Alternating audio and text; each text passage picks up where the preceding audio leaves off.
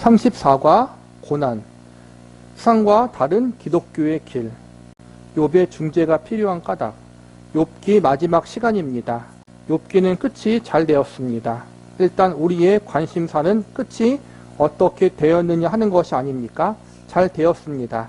그러나 의미심장합니다. 그러니 갑자기 나는 복을 받았다라는 말로 얼버무리면 안 되고 본문 7절 이하에서 볼 수 있는 것처럼 하나님이 새 친구에게 노하시고 욥에게서 가서 용서를 구하도록 하신다. 욥이 중재자가 되어 하나님이 그들의 잘못을 욥의 중재하에 용서하신다라는 결말이 필요합니다. 새 친구는 여호와께서 자기들에게 명하신 대로 욥을 찾아가서 그 재물을 하나님 앞에 드리고 용서를 받습니다. 우리가 욥기 전체를 통해서 보게 되는 사실인데 엘리후가 이 장면에서 등장하지 않고 새 친구만 나온다는 점이 의미심장하고 이 해석이 만만치 않습니다. 우리는 엘리후에 이르러서 닫힌 세계와 열린 세계 이야기를 했습니다. 닫힌 세계는 우리가 이해하고 우리가 확인하는 것이고 그 세계에서 제일 많이 쓰는 것은 인과율이라고 했습니다. 그것은 원인과 결과의 법칙입니다. 그 다음에는 합리성이 있습니다. 이 인과응보의 법칙과 합리성의 틀을 넘어서는 하나님의 일하심이 창조라고 욥기는 결론을 내는 것입니다. 새 친구의 말이 그 자체로 틀린 것이 아니라 그들의 폭 좁은 이해로 보다 큰 틀을 닫아버렸기 때문에 틀렸다는 것입니다. 욥이 그들을 수용해서 욥이라는 더 큰 틀 안에 가져다 놓아야 했기 때문에 욥으로 하여금 중재하라고 하신 것입니다. 욥에게 닥친 일이 무엇입니까? 잘못한 것이 없는데 고난 당한다고 하는 불가해한 일이었습니다. 새 친구가 계속 욥을 책망한 근거가 무엇입니까? 고난은 죄에 대한 하나님의 심판이란 확신이었습니다. 그러나 욥기 배경 설정이 뭐라고 했습니까? 욥기의 배경은 욥은 의인이다라는 명제에서 출발합니다. 욥에게 잘못이 없다라는 데서 출발했는데 현실적으로 욥은 고난을 당합니다. 욥은 그 상황을 이해할 수 없었고 새 친구들은 내가 우기는 것만 봐도 내가 잘못한 것이다라고 했습니다. 그래서 결론은 그 새 친구가 사라져야 한다는 것이 아니라 그들이 욥이라는 더 큰 이해의 범주 안으로 욥의 경험 안으로 들어와야 한다는 것입니다. 그 셋이 주장한 것이 전부가 아니고 욥이 경험한 세계, 더 큰 세계가 있다는 것입니다. 하나님이 하시는 일에는 우리의 합리성과 인과율보다 더 큰 법칙이 있습니다. 어떤 법칙입니까? 그것은 바로 하나님 마음대로라는 것입니다. 하나님 마음대로라고 하면 우리는 금방 엿장수 마음대로라는 말을 떠올리지만 이와는 전혀 다른 것입니다. 엿장수는 사람이고 하나님은 하나님이시기 때문입니다. 하나님의 공의로우심이 인과율과 합리성에 드러납니다. 도덕률에서 드러납니다. 하나님이 이스라엘에게 주신 율법이나 거룩함으로의 부름을 통해 우리는 하나님 마음대로라는 것이 무질서나 혼란이 아니며 아무래도 좋다는 것도 아님을 알 수 있습니다. 그러나 거기에 매여 있는 것도 아닙니다. 율법을 만드시고 거룩으로 우리를 부르신 분은 율법이나 거룩함보다 더 크신 분이라는 것입니다. 율법이나 거룩함은 다 무엇을 위해 존재합니까? 하나님이 우리를 사랑하셔서 복 주시려고 만드신 것입니다. 욥이 고난을 통하여 복을 받았다는 것이 주제가 아니라 모든 존재하는 것들, 하나님이 생명을 주시고 존재케 하신 창조 세계는 그것을 지으신 분의 궁극적인 목적, 다시 말해 그의 선하심과 복주심과 영광을 참여하는 것으로 인도되고 있다는 것이 결론이라는 뜻입니다. 우리는 이 문제를 조금 더 확인할 필요가 있습니다. 하나님의 궁극적인 목적은 그런 의미에서 우리가 잘못 이해하는 의가 아니라 선일 것입니다. 의는 우리에게 자꾸만 그런 것을 생각나게 합니다. 우리는 옳음을 어떻게 씁니까? 긍정적인 의미로 쓰기보다 부정적인 것의 반대편에 서기에서 스스로를 자꾸 확인하게 되지 않던가요? 이것이 우리의 한계입니다. 그런데 선을 이야기할 때는 그런 현상이 조금 덜합니다. 다시 말해 선하지 않은 악한 것을 통해 선을 규정하려는 경향이 덜하다는 것입니다. 의라고 하면 반사적으로 불의가 반대 개념으로 떠오르지만 선을 이야기할 때 악을 떠올려서 그 반대 개념으로서의 선을 이야기하는 사람은 없다는 말입니다. 선과 악은 굉장히 멀어 보이고 의와 불의는 이처럼 경계선에 붙어 있다는 느낌이 듭니다. 그런 의미에서 하나님이 선하시다는 표현은 하나님의 적극적인 의지, 긍정적인 목적을 이해하는 데 우리에게 더 도움이 되는 것 같습니다. 그것이 욥기가 제시하는 결말입니다. 우리가 율법주의나 합리주의를 따르게 되면 신앙생활에 있어서 그 분위기가 다분히 냉랭해지고 비정해지고 실제적이기보다 자꾸 관념화되는 부작용을 낳습니다. 그러니 여러분, 따지는 신앙인이 되지 말고 누리는 신앙인이 되십시오. 하나님이 그래도 욥이 옳았다는 거예요. 욥 편을 들어주셔요. 욥의 친구들이 틀렸고 욥이 옳았다. 욥의 친구들이 했던 말들은 잘못됐다. 그러니까 욥의 친구들이 욥에게 사과해야 된다. 용서를 구해라고 해요. 욥의 친구들은 첫 번째 욥에게 잘못한 거고, 두 번째는 자기들의 얄팍한 지식으로 하나님을 판단했어요. 하나님이 이러한 분이다라고 스스로 정의 내리는데, 우리가 볼 때는 틀린 게 아니지만 하나님 보실 때는 그것조차도 잘못되었기 때문에 하나님을 잘못 판단한 너희가 하나님 앞에 또 회개해야 돼요. 이 모든 부분, 그 부분을 하나님이 욥에게 이야기하셔서 욥이 친구들을 용서케 하시고 하나님 앞에 또 기도케 하셔가지고 욥에게 용서받고 하나님께 용서받을 수 있도록 중간에 욥이 중재하는 역할을 해요.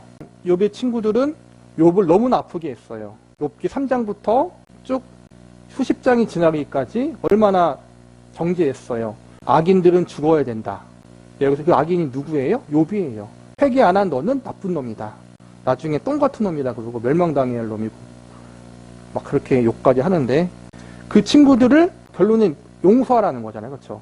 욥의 친구들도 그렇고 욥도 그렇고 인과율의 원리와 법칙이 하나님의 절대적 법칙이라고 알고 있었어요. 그런데 이 사건을 통해서 그게 아니라는 걸 알았어요. 그건 하나님이 세우신 기본적인 법칙은 맞지만 하나님은 그것을 뛰어넘는 분이다라는 것을 알게 하셨어요.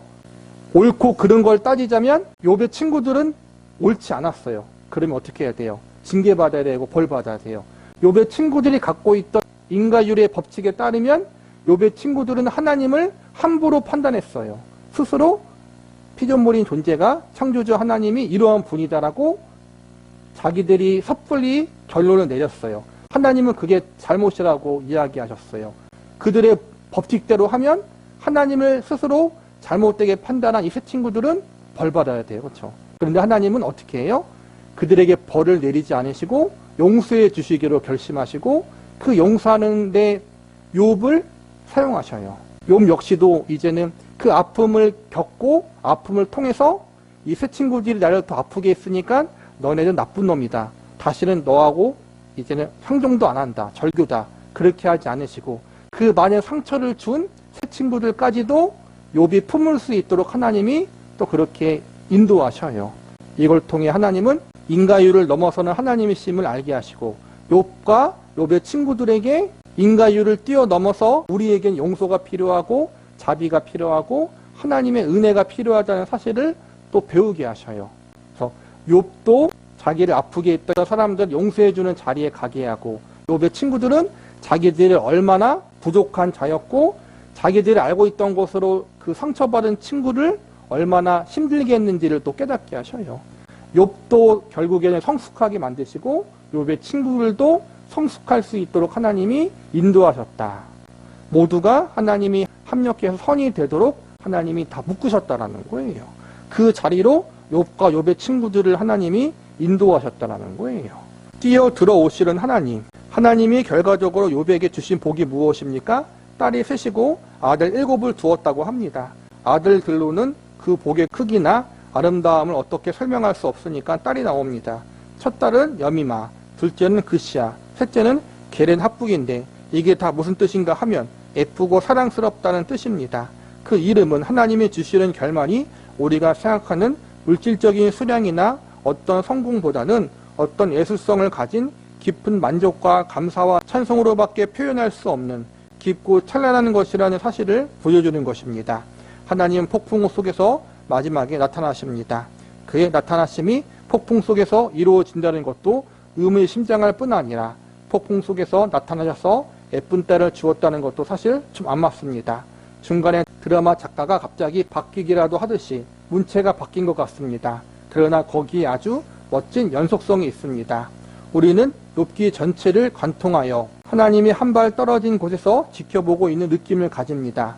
고난당하는 욥을 두고 사탄과 내기를 하는 하나님, 친구들과 욥의 논쟁을 지켜보는 하나님, 제3자의 입장에서 욥이 어떻게 하는지 심사위원처럼 지켜보던 하나님이 이제 폭풍 속에서 나타나셨다는 것은 사실 그 모든 과정을 하나님이 만드시고 개입하심을 나타내는 비유입니다.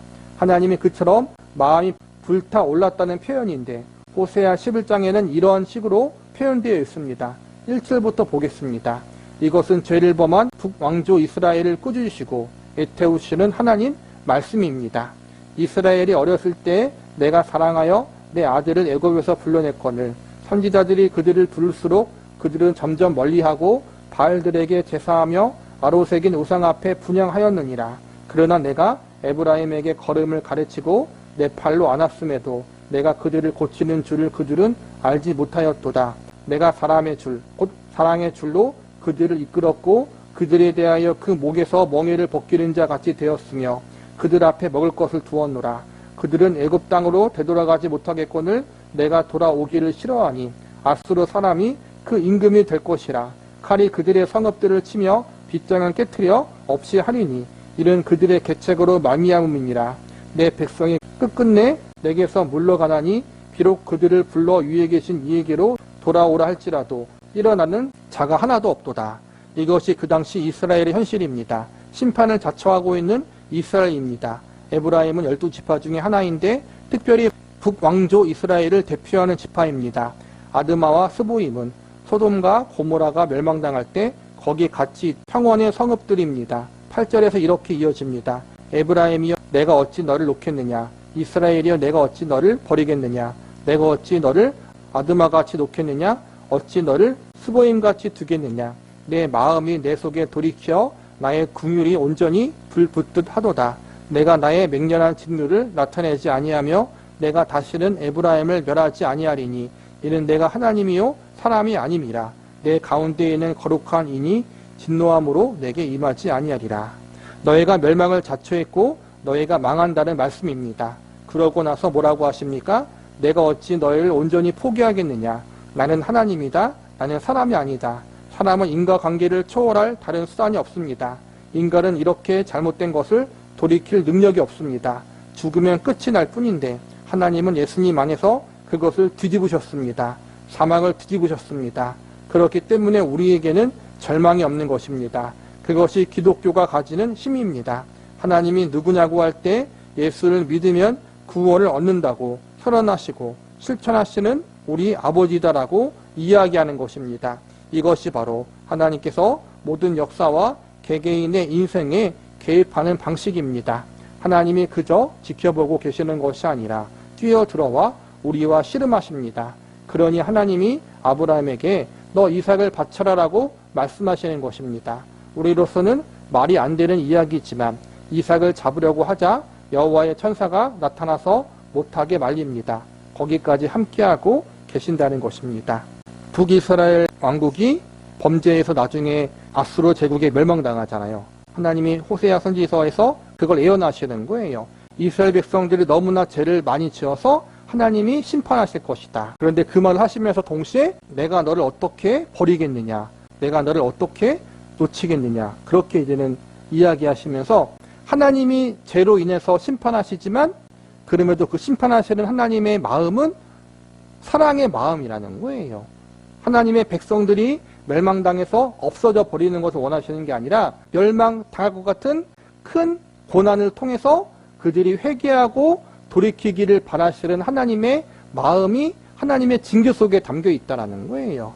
하나님의 백성들에게 선이 되고 유익이 되도록 일하시기를 바라시는 것이 하나님의 마음이다. 욥 역시도 괜히 욥을 시험하는 것이 아니라 결과적으로 욥이 고난당하기 이전보다 고난당한 후에 더욱더 믿음이 성숙한 자리에 갈 수 있었던 것처럼, 그리고 욥을 통해서 욥의 친구들도 성숙해지고 또 그 욥의 이야기를 기록하심으로 오고 가는 모든 시대 속에 교회와 성도들에게 신앙이 무엇인지 믿음이 무엇인지를 더 깊이 알려주는 기회로 삼으셨던 것처럼 하나님은 우리에게 나쁜 것이나 악한 것을 주시는 분이 아니라는 거예요. 심지어는 죄를 지었다 할지라도 그들을 향한 하나님의 징계는 징계를 위한 징계가 아니라 그들이 돌이키고 그들이 하나님께 돌아와 더욱더 바르게 서기를 바라시는 그러한 마음이라는 거예요. 오늘날은 더 그것을 우리가 깨달을 수 있잖아요. 지금 이거는 구약시대의 이야기잖아요. 그렇죠? 욥도 그랬고 이스라엘 백성들도 그랬고 구약시대 하나님의 백성들은 예수님의 존재를 온전히 알지 못했잖아요. 메시아가 오긴 올 것인데 그 메시아가 어떠한 존재인지 잘 몰랐어요. 근데 우리는 알잖아요. 신약시대를 살아가는 우리들은 메시아가 예수님이시고 예수님이 하나님의 아들이시고 하나님이 우리를 얼마나 사랑하시는지 알잖아요. 그분의 하나밖에 없는 독생자 외아들의 생명을 내어 주시기까지 우리를 사랑하시는 하나님이기 때문에 우리에게 허용된 고난들이 때론 우리의 잘못일 수도 있고 우리의 잘잘못과 상관없을 수도 있지만 그 어떠한 것이든 하나님이 그 고난을 통해서 우리를 더욱더 깊은 믿음의 자리에까지 인도하시려는 선한 뜻이 있다는 것을 우리가 잊지 말자라는 거예요. 힘들어서 우리가 원망할 수 있고 불평할 수 있지만 그 마음 가운데 그래도 하나님만은 신뢰할 수 있다는 사실. 우리의 부모들은, 육신의 부모들은 부모가 자식을 사랑하지만 가끔씩 잘못된 양육 방식으로 자녀를 교육할 때가 있고 잘못된 사랑의 표현을 할 때가 있어요. 인간이기 때문에. 하나님은 그렇지 않다라는 거예요. 우리의 삶이 비록 여러 가지 우리의 뜻대로 되지 않은 것도 있고 뜻하지 않은 고난이 있을 수 있지만 결국에는 하나님이 그 모든 것을 합력해서 선이 되어질 수 있도록 우리를 이끄시고 우리를 붙드신다는 사실을 잊지 말자는 거예요. 하나님이 가시는 데까지. 그렇다면 왜 그렇게 요구하신 것입니까? 욥기의 방식으로 이해하자면 하나님이 우리에게 거기까지 요구하신다는 것입니다. 자기 자식을 잡을 만큼 깊이 들어오지 못하면 하나님이 우리에게 이루시려는 일들을 따라오지 못합니다. 하나님은 그런 고약한 시험을 하시는가, 그런 희생을 요구하시는 분인가 하는 생각이 듭니다. 그런 의미가 아닙니다. 여기에 부활이 암시되고 후에 예수 안에서 그것이 무엇인지 밝히 드러납니다. 하나님도 자기 아들을 잡았지 않습니까? 그런데 잡은 것이 끝이 아니었습니다. 여호와 일의 이야기를 할 때 우리는 아브라함이 이삭을 바치기로 순종하니까 하나님이 살려줬다고 해서 결말을 뒤집는데 사실은 죽여도 살아난다는 의미입니다. 죽이시고 죽으십시오. 그런데 죽이고 죽이려니까 그것이 쉽지 않습니다. 죽이려는 것도 어렵고 죽는 것도 어렵습니다. 그러면 다시 야복 나루로 가보겠습니다. 창세기 28장에서 형을 피해 외삼촌에게 도망가는 야곱에게 하나님이 나타나십니다. 베델에서 야곱을 만나신 하나님은 내가 내게 약속한 것을 다 이루기까지 너를 떠나지 아니하리라고 약속하십니다. 그리고 나서 얼마나 걸렸습니까? 20년이 지난 후에 야복 나루에서 하나님이 붙들고 씨름합니다. 야곱이 항복을 안 합니다. 환도뼈가 부러져도 매달립니다. 축복하지 않으면 못 보냅니다. 하나님이 뭐라고 대답하십니까? 내 이름이 뭐냐? 야곱입니다. 내 이름을 다시는 야곱이라 하지 마라. 너는 이스라엘이니라. 탕자의 비유에서 어떻습니까? 탕자가 돌아와서 저를 아들로 대하지 마소서, 저를 종의 하나로 여기소서라고 했을 때 아버지가 뭐라고 대답합니까? 무슨 소리냐? 너는 내 아들이다. 그것이 바로 이스라엘입니다. 사람이 하나님과 더불어 겨루어 이겼다는 것입니다. 아버지는 늘 아들 보고 너가 나보다 낫다라고 합니다. 아버지가 평소에 모른 척 하다가 아들이 성공하니까 찾아와서 난 너 내 아버지다라고 하는 것이 아니라 씨름하고 씨름해서 아들을 만들어 놓고는 너 잘났다, 너는 뛰어나다, 내가 내 아들이어서 고맙다라고 하신다는 것입니다. 탕자의 비유에서도 동일합니다. 하나님이 요셉을 옥에 가두었습니다. 그의 몸은 쇠사슬에 매였다고 했는데 실상은 쇠사슬이 그 혼을 꿰뚫었다는 것입니다. 언제까지입니까? 여호와의 말씀이 응할 때까지라. 그의 말씀이 그를 단련하였도다. 폭풍 속에서 나타나셨다는 말은 그런 것을 모두 함축한 표현입니다. 하나님은 구경하고 계시지 않습니다. 하나님은 어떻게 되나 두고 보시지 않습니다. 함께 계십니다. 필요한 시간만큼 기다리시고 필요한 시간만큼 말씀하시고 필요한 시간만큼 놓아 지켜보십니다. 하나님은 내가 어찌 너를 아드마같이 놓겠느냐, 어찌 너를 스보임같이 두겠느냐라고 하십니다. 놓아 두었을 때에도 지켜보시는 중입니다. 고난을 당하게 놔두시는 것도 욥이 어떻게 하나 보자는 뜻이 아니라 그것이 결국은 하나님의 뜻을 이루는 데 필요한 하나의 과정이었습니다. 하나님의 마음을 불 붙듯 그를 붙들고 계셔서 이제 막 불 위에서 익기 시작한 음식의 뚜껑을 여러 번 열어보듯이 그렇게 폭풍 속에서 욥에게 뛰어 들어오시는 것이 결말입니다. 시편 136편을 보겠습니다. 이 시편은 감사의 시입니다. 여호와께 감사하라. 그는 선하시며 그 인자하심이 영원함이로다라는 후렴이 반복되는 시입니다. 23절에 보면 우리를 비천한 가운데에서도 기억해 주신 이에게 감사하라. 그 인자하심이 영원함이로다라가 나옵니다. 앞에서도 언급한 것처럼 우리를 비천한 가운데에서 봐주었다는 것이 욥기의 주제가 아닙니다. 티끌과 재 가운데에서 회개하여 이 낮은 자리에 처했다는 것이 아니라 어떤 낮은 자리도 하나님이 함께 하시면 영광의 자리라는 것입니다. 감사할 수 있다는 것입니다. 우리를 비천한 가운데에서도 기억해 주신 이에게 감사하라. 그 인자하심이 영원함이로다. 우리를 우리의 대적에게서 건지신 이에게 감사하라. 그 인자하심이 영원함이로다. 여기서 대적이 누구일 것 같습니까? 제가 아는 대적은 자폭과 타협입니다. 우리 인간이 가지는 최고의 적, 신앙인이 가지는 최고의 적은 자폭과 타협입니다. 하나님이 얼마나 크고 얼마나 깊은 것을 우리에게 이루시는지 몰라서 자폭하거나 타협합니다. 자폭의 한 형태는 계속 회개하는 것입니다. 제 말이 이상하게 들리실 것입니다. 계속 회개했다는 것으로 안심하려고 하지 마시라는 뜻입니다. 그렇게 해서 고난과 이해할 수 없는 일들이 끝나기를 바라지 마십시오. 어디까지 울어야 하는지 어디까지 가야 하는지 모릅니다. 하나님이 가는 데까지 나가야 합니다. 그 폭풍우 속에 계시다는 사실을 기억하십시오. 그가 나의 긍휼이 온전히 불붙듯 하도다라고 말씀하신 것을 매일 기억하십시오. 그런 하루하루를 우리가 지나는 것입니다. 이스라엘 백성들이 죄를 지어서 하나님 앞에 혼이 많이 나요. 북이스라엘이나 남유다나 똑같아요. 하나님이 그들에게 징계하신다고 해요. 근데 그 징계하신다고 말하면서도 그 징계하는 그들의 모습을 보면서 하나님의 마음이 불붙듯하다라고 표현하셔요. 그러니까 안타깝다라는 거예요. 그리고 동시에 그 고난당하는 그 모습을 보시고 매를 때리는 부모의 마음이 편치 않다라는 거예요. 그런데 그 매가 있어야지, 그 징계가 있어야지 아들을 징계해야지 아들이 바르게 서는 것처럼 하나님이 그러한 마음을 가지고 이스라엘 백성들을 징계하셨고, 욥 같은 경우에는 잘못한 건 아니지만 욥을 더 깊은 믿음의 자리에까지 이끌게 하기 위해서 이 큰 고난을 하나님이 허용하셨다는 거예요. 고난을 주시는 하나님의 마음이 편치 않지만 이 고난의 길을 걸어가야지, 통과해야지 우리의 모습이, 하나님의 백성들의 모습이 더욱더 성숙해지는 것을 아시기 때문에 하나님께서 그 아픈 마음, 안타까운 마음을 참으시고 고난을 허용하신다는 거예요. 하나님이 이걸 통해서 나를 더 아름다운 믿음의 사람으로 만드시려는 선한 계획이 있고, 하나님이 그 가운데 나와 함께해서 나를 붙들고 있다는 사실을 계속해서 기억하자라는 거예요. 인과 유를 품은 하나님의 일하심. 고린도전서 12장에는 뜻밖의 이야기가 나옵니다. 앞장의 문맥과 전혀 상관이 없는 것처럼 보이는 은사 이야기가 12장, 14장에 나오는데 그 가운데에 있는 13장은 사랑장입니다.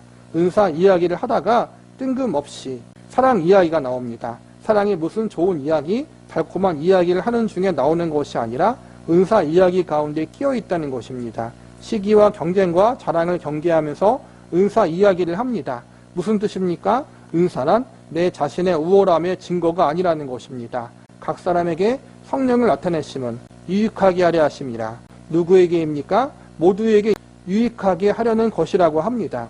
한 사람이 잘났으면 주변 사람 모두에게 유익이 돌아가야 합니다. 욥기에서 재밌는 점은 마지막 결말이 욥이 옳고 새 친구는 틀렸다로 끝나는 것이 아니라 그 옳음이 새 친구를 부둥켜 안는 대로 간다는 점입니다. 최고의 의, 하나님의 의는 옳고 그른 것이 아니라 관계입니다. 그래서 여러분이 신앙적으로 오르면 더 많은 사랑과 기쁨을 나눌 수 있어야 합니다. 여러분의 오름이 다른 사람과 불화가 되면 그것은 옳은 것이 아닙니다.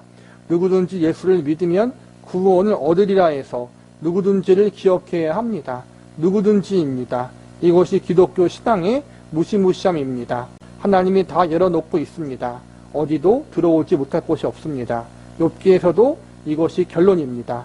그러니까 신앙이 너 하나를 다른 사람과 구별하는 데 쓰이지 않았다는 이야기입니다. 그리고 유능할 필요도 없다는 것입니다. 인정받기 위한 유능은 필요 없고, 유능하려면 유익을 주기 위한 것이 되어야 합니다.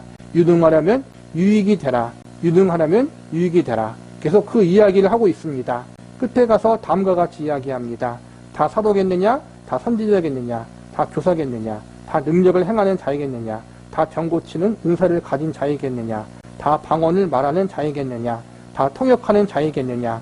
너희는 더욱 큰 은사를 사모하라. 내가 또한 가장 좋은 길을 너희에게 보이리라. 굉장히 큰 은사를 사모해야 하는 이유는 더 많이 유익하기 위해서입니다. 그러니까 사랑이 은사라는 것이 아니라 은사는 유익을 위한 것이고 유익한 길에서 이제 사랑이 나온다는 것입니다. 사랑은 어떤 것입니까?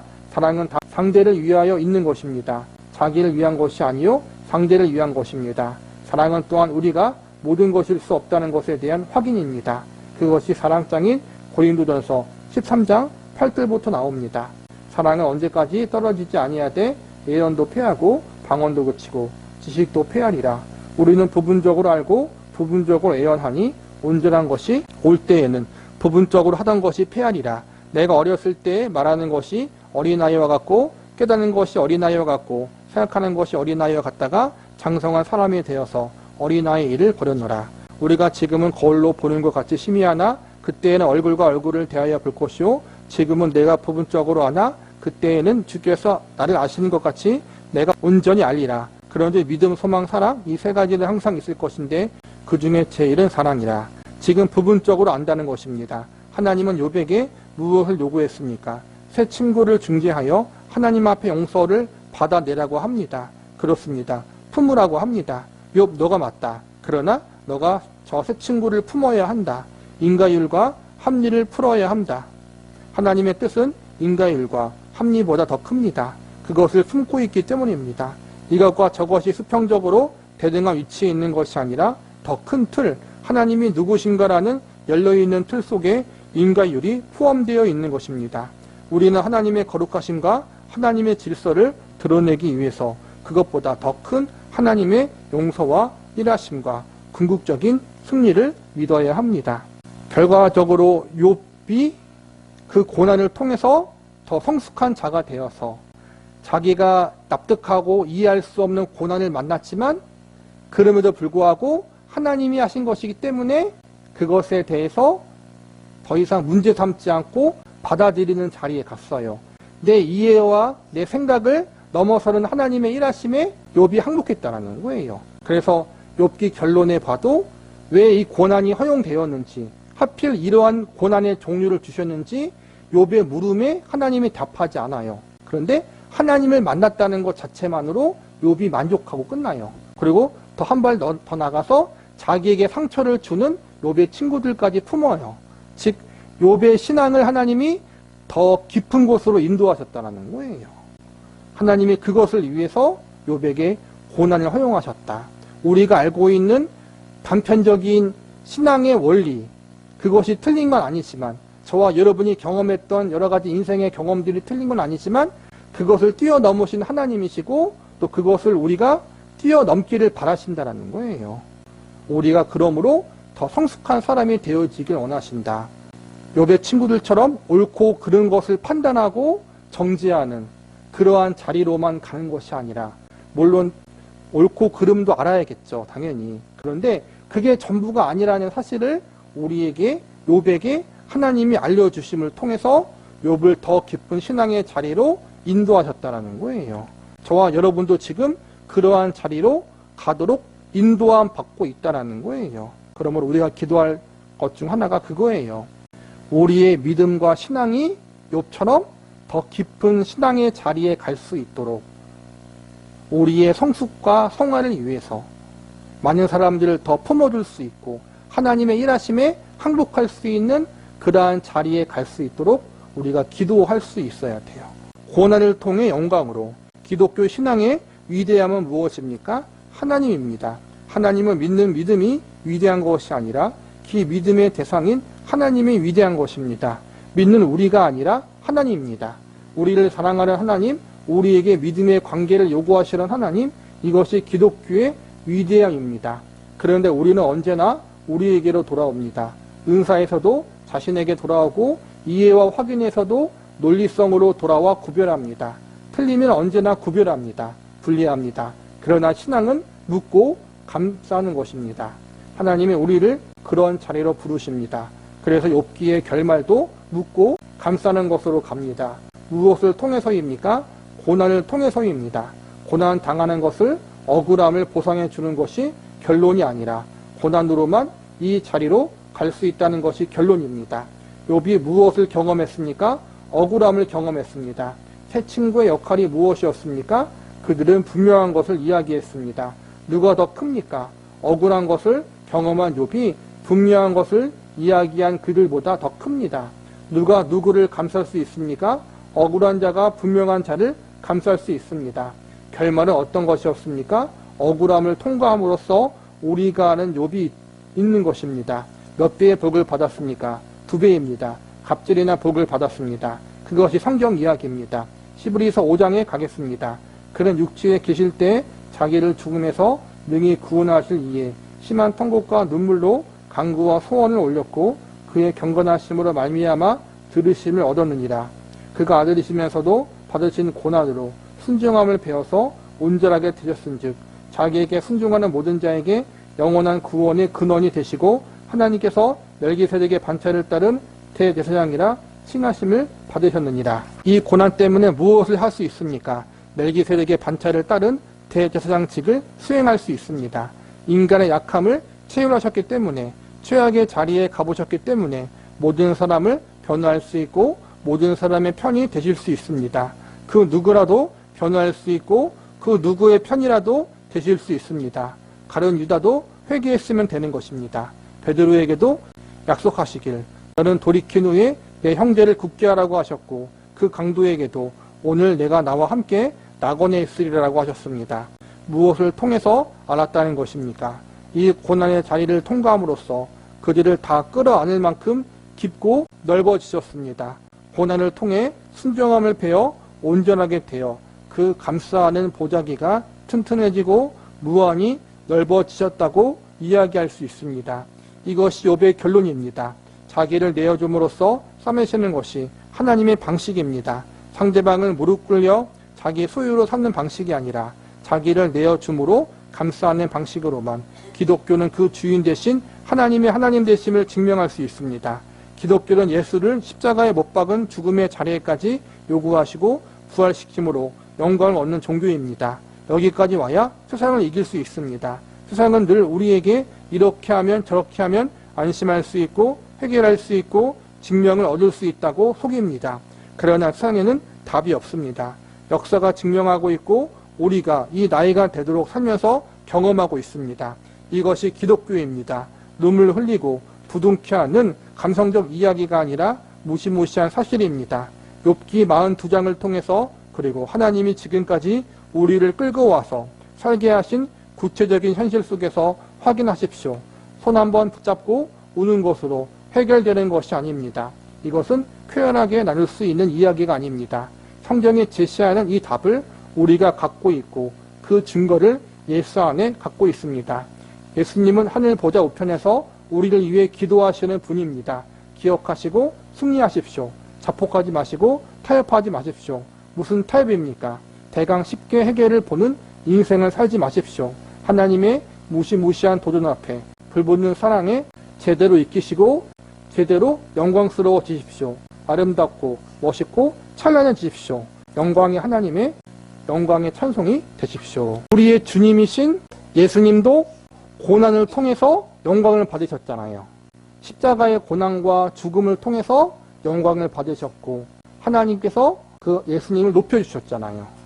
우리의 주님이신 예수님도 그렇게 고난을 통해서 하나님의 일을 이루셨는데 우리는 다른 것을 원할 때가 너무나 많다라는 거예요. 타협하고 싶고 대강대강 하고 싶고 자꾸 하나님의 방법보다는 세상적인 것으로 가고 싶어하고 성공과 승리, 형통함 그것만을 원할 때가 너무나 많다라는 거예요. 그런데 하나님은 그렇게 하지 않으신다라는 거예요. 예수님조차도 고난을 통해서 하나님의 뜻을 이루게 하셨는데 우리는 더더욱 하나님께서 연단과 고난을 통해서 그 길을 통과함으로 우리를 연단시키시고 아름다운 믿음의 사람으로 만드시는 일을 진행하신다. 이 하나님의 일하심에 예외인 사람은 없다라는 거예요. 그래서 우리 인생이 쉬운 인생이 아니고 어려운 인생이다. 웃으며 갈 수 있는 길이 아니라는 거예요. 하나님이 그렇게 하신다라는 거예요. 우리를 그렇게. 근데 그게 세상 사람들이 볼 때는 안타까울 수 있지만 하나님이 보실 때는 우리를 아름다운 작품으로 만들어가는 과정이라는 거예요. 그게 하나님의 일하심이라는 거예요. 하나님의 일하심. 그래서 무시무시하다는 표현을 이 방에서 목사님 많이 하잖아요. 무시무시한 일이다. 어려운 일이다.